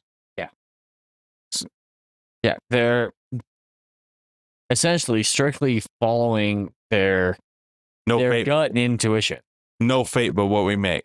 Exactly. The Terminator 2 fucking ideology. Wait, that was Lord of the Rings. I realized it's too late. Like, I gotta finish it now. I can't even do the fucking Terminator. Anyway, so this is honestly probably a good spot to end our first section because this is 40 minutes in the film. I feel like this is a good ending point of the first act. Yeah. For us to end season 3, episode 1. So, yeah, if you guys have any, I don't know, thoughts, recommendations, fuck it, hate mail. We would love hate mail at this point. Mail is mail. Exactly. Mail is mail, my boy. Feel free to email us at contact virtualtavern@gmail.com. Once again, that is contactvirtualtavern@gmail.com. Send us fucking hate mail. Tell us how horrible we are at disseminating and evaluating the Matrix series. Like, because that would only make us stronger, honestly, in the long run. And we get to engage with you, our audience. So it's a win-win for us. Like, even hate mail would be great. Yeah, no, I'm more than happy to interact with those of you that have negative comments. I mean, that'll only help us become stronger. And what doesn't kill you makes you stronger. I hate you. I hate you with every fiber of my being. But no, it'll help allow us to make better content for you guys. So if you guys have any like I said, thoughts, concerns, ideas, whatever. If you want to stop by and say hi, that email for us is contactvirtualtavern@gmail.com. Adam, do you have any final words for this episode? No, this movie is a lot better than Matrix Reloaded. It's not, this movie, it's a nice refresher of the palette. It's not much better, but it's still better than the fucking disaster that was Matrix Reloaded. So I'm in a good place right now. This movie was a lot better. Absolutely, I agree. I mean, it might not have as many fight scenes strung out throughout it like the last movie, just to try to make things better. It's a better popcorn film. Yes, like, you can actually just sit down and enjoy it because the story is it's nice, it's congruent, and you can understand what the fuck is going on. Yeah, admittedly, they're doing the best with what they can. The story that's been set up so far. Mostly the story of this third film translates into Agent Smith versus Neo. which is fine. Yeah, like yin and yang, evil versus good, Jesus versus the devil. It's easier to follow along with. The fight scenes are a little bit better, and we get to see more of the real world, which is awesome. But it's still a major improvement over the second film. It's not as good as Matrix 1 so far, but I'm still enjoying this film and having a good time. It's hard to beat the fucking travesty and the fucking embarrassment that was the second film. That's like pretty fucking true. Like that. Or not hard, it's easy to beat, I should say. Yeah, no, I knew what you meant. Like, it's hard to make it any worse. It's easy to improve upon it. Yeah, that was a low, and we can only go up from here, is what I'm saying. Yeah, this is like when the fucking heroin addicts, they reach the bottom of their bank account and they realize they gotta improve. Yeah, like I have a problem. Anyway, this has been the first episode of season 3 of Virtual Tavern, and we will see you in the next episode. Boy. Bye.